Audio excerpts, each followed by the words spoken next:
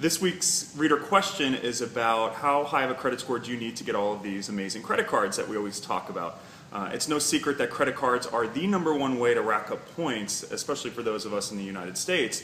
But, do you need to have impeccable credit to get in on these deals? And the answer is no.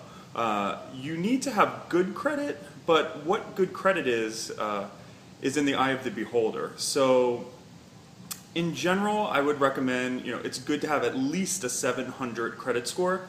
But, frankly, I've gotten a lot of reader emails from people who got, some of the best credit cards with scores in the 600s. So it really just depends. But it is critical that you pay off your balances every month, you're paying your bills on time, because if you're carrying huge debt loads and then you're still opening up cards, your score will be driven down. And if you want a long, sustainable approach, you're going to need to play the game smartly. So if you're struggling with credit card debt right now, I really would not recommend getting into the rewards card churning game at this point. And I think one of the other things to understand is that even if you're declined for a credit card, it has the same exact effect as if you were approved. No one knows whether you got approved or not. Because there are plenty of reasons why, even if you do get approved, if you don't open the account, it won't show up on your credit score.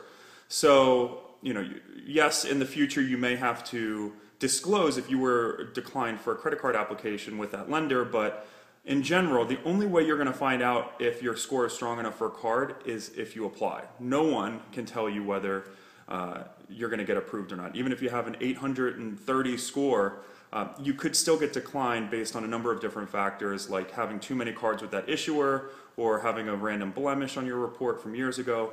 But the great thing is, even if you get declined these days, you can call the reconsideration line and kind of explain your story. I know I've had a couple blemishes in the past and they still come up, and I basically say, look, I made a stupid mistake in college, and if you look at my history, I've since, have never paid a bill late in 6 years, and I think it's most human reps that look at the big picture will understand that a blemish 6 years ago shouldn't disqualify you today from getting credit.